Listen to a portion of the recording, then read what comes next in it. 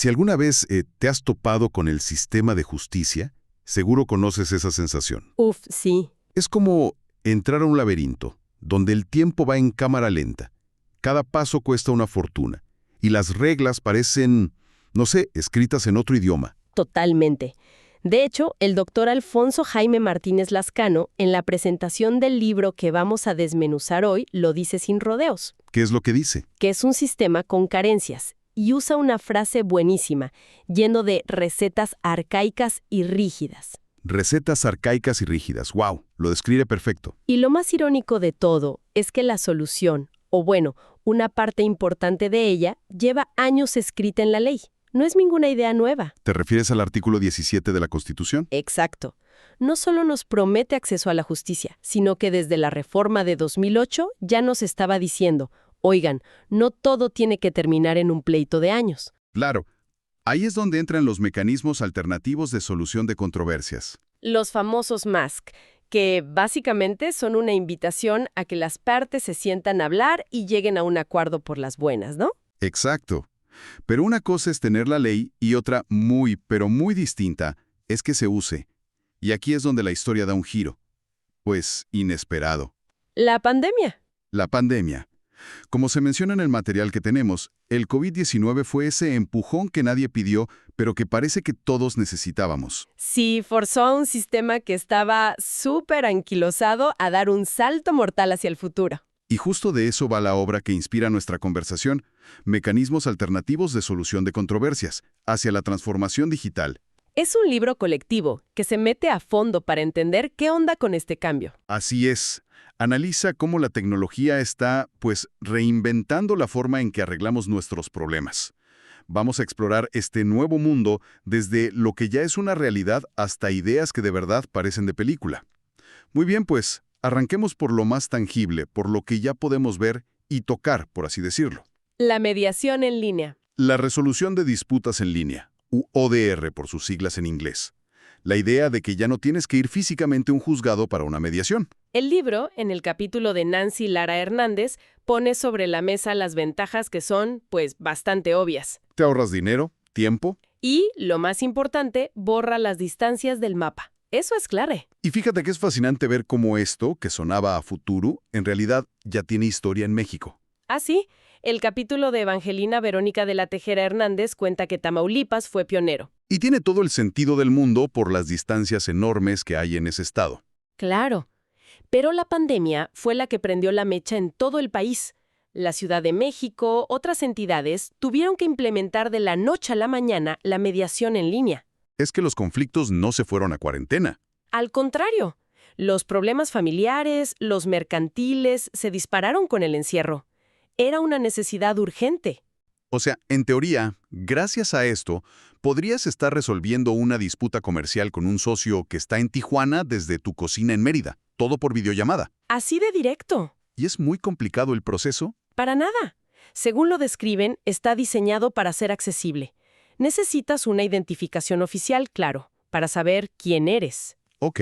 Un dispositivo con cámara y micrófono y pues conexión a Internet. No es mucho más complicado que una junta de trabajo por Zoom. Ya. De hecho, hay un paso clave que le llaman premediación, que es una sesión virtual solo para explicarte las reglas del juego, cómo funciona todo, para generar confianza. Y después de eso ya entras a las sesiones con un mediador. Con un mediador certificado que ayuda a que la conversación fluya y sea productiva. Y el resultado de esa conversación, ¿qué validez tiene? Porque una cosa es ponerse de acuerdo y otra que eso tenga un peso legal real. Ese es el punto medular.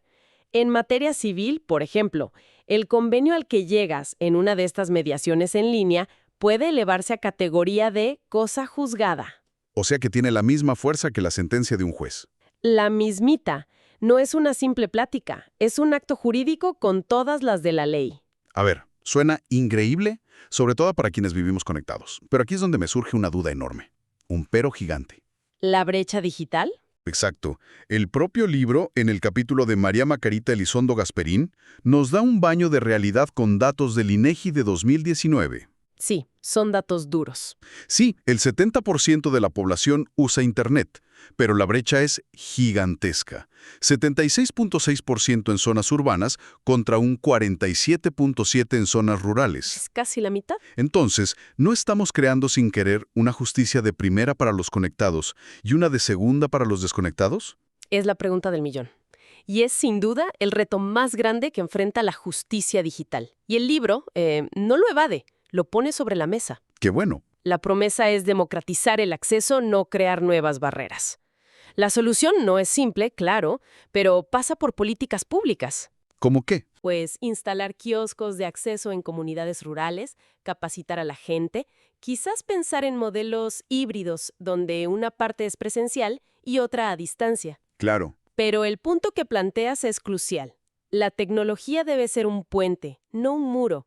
Si no, todo el esfuerzo se queda corto. De acuerdo. Entonces, la mediación en línea es la puerta de entrada, la realidad de hoy. Pero me da la impresión de que el libro la presenta solo como la punta del iceberg. Totalmente, no se queda ahí. Nos lleva a un terreno donde la tecnología ya no es solo un teléfono o una cámara, sino que empieza a pensar. Exactamente.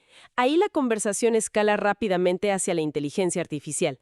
Hay un capítulo completo de Paola Ontiveros Vázquez y Jesús Manuel Nieblas Atarain dedicado a esto. Y aquí el cambio es radical. Es un cambio de paradigma total. Ya no se trata de conectar a dos personas para que hablen, se trata de usar sistemas que analizan cantidades masivas de datos para predecir, con un grado de certeza que a veces asusta, qué podría pasar en un juicio. A ver.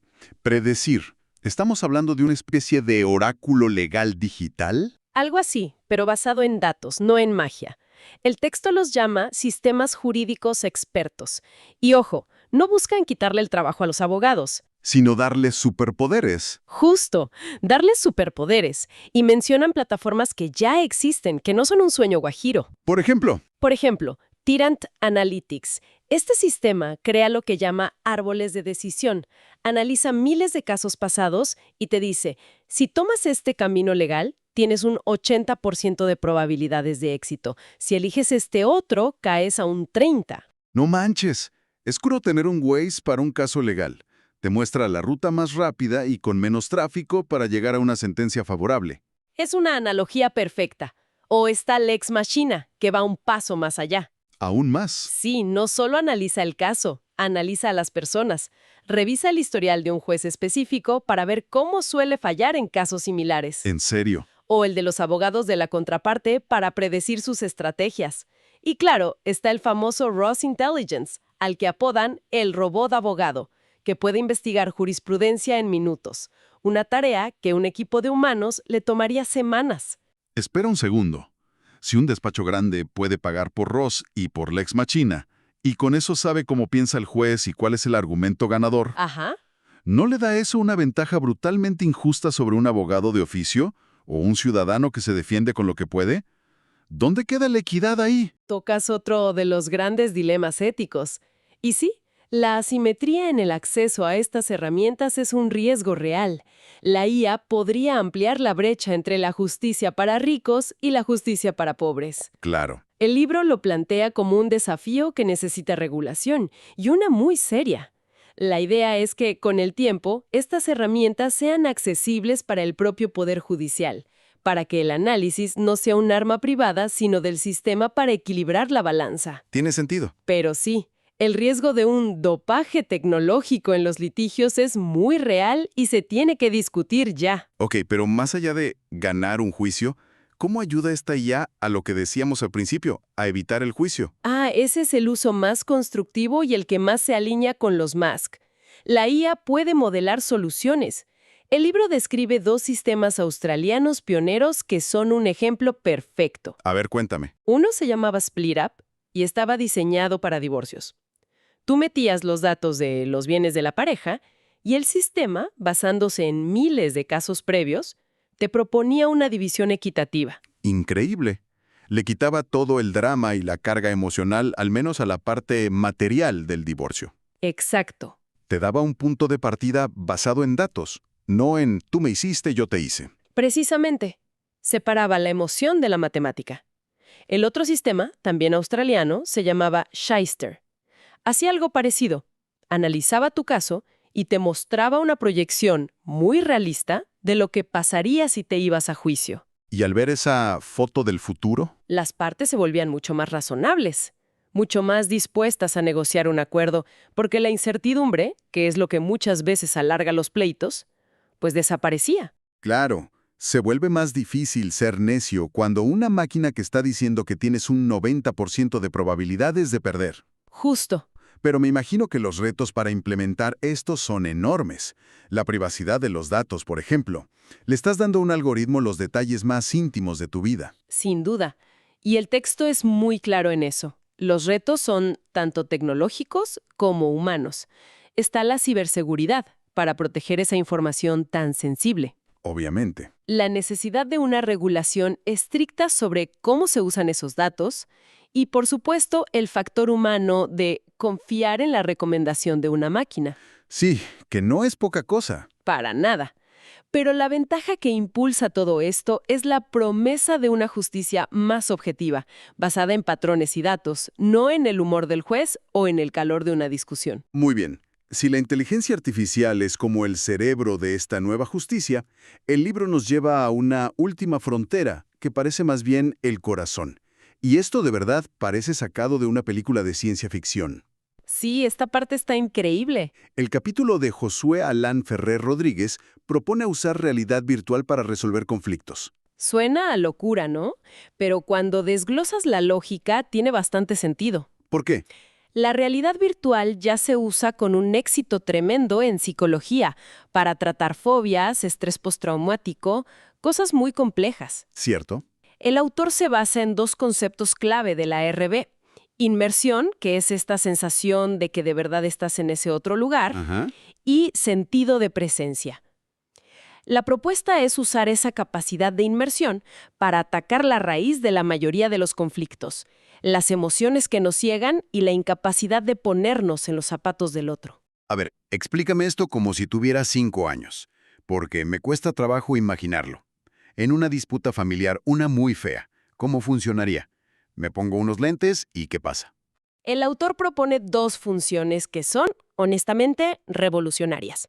La primera es el manejo de emociones. ¿Ok? Imagina que, en lugar de ir a una mediación cargado de ira, primero entras a un entorno virtual seguro, un escenario controlado donde puedes enfrentarte a esa ira. ¿Cómo? Puedes gritarle a un avatar que representa a la otra persona, puedes romper cosas virtuales, puedes reaccionar sin consecuencias. Es un espacio para desahogarse de forma segura. Es como un simulador de vuelo, pero para las emociones. Exacto. Un lugar para estrellarte cuantas veces quieras sin hacerte daño.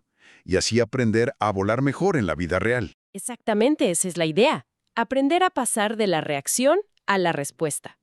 Pero la segunda función es la que realmente cambia el juego. A ver. La empatía virtual. Aquí es donde la RB podría permitirte vivir el conflicto desde la perspectiva de la otra persona, literalmente. ¿Cómo? Ponerte los lentes y ver una reconstrucción de la situación, pero a través de sus ojos.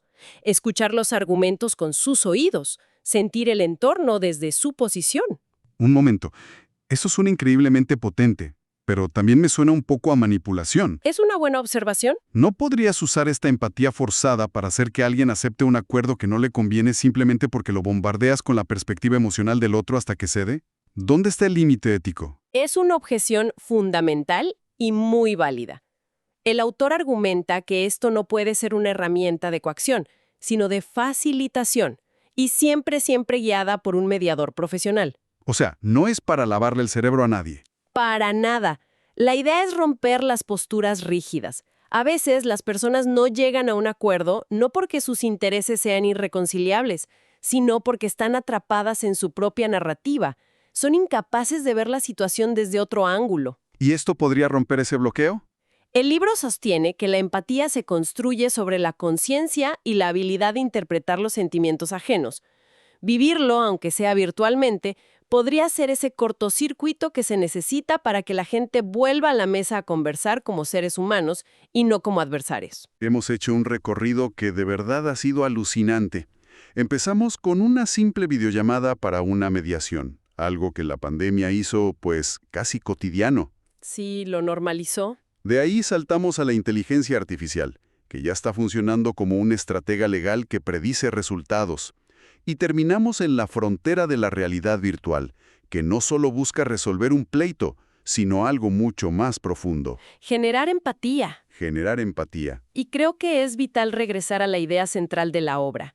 Todas estas son herramientas, no son la solución mágica, son medios, no fines. Claro, son instrumentos. Exacto. Su éxito o fracaso, como se dice en la presentación del libro, depende del trato humano y empático. La tecnología no viene a reemplazar la humanidad del proceso, sino, idealmente, a potenciarla, a quitarle los obstáculos para que pueda florecer. Al final, se trata de encontrar formas más civilizadas de convivir. De eso se trata. Y esto nos deja con una idea final para quien nos escucha. El libro se enfoca de manera brillante en cómo la tecnología puede hacer la justicia más rápida, más eficiente, más accesible. Pero, a largo plazo, ¿podrían estas herramientas cambiar la naturaleza misma de lo que entendemos por justicia? Es una gran pregunta. Si una IA puede predecir el resultado de un caso con una precisión altísima, o si la realidad virtual puede inducir una empatía tan profunda que un acuerdo se vuelve casi inevitable, nuestra idea de un juicio justo empieza a transformarse. Cambia la definición, ¿no? ¿Qué pasa cuando el objetivo ya no es ganar un argumento, sino modelar la solución más óptima? Quizás el futuro de la justicia no se parezca a un tribunal, sino más bien a un laboratorio de soluciones.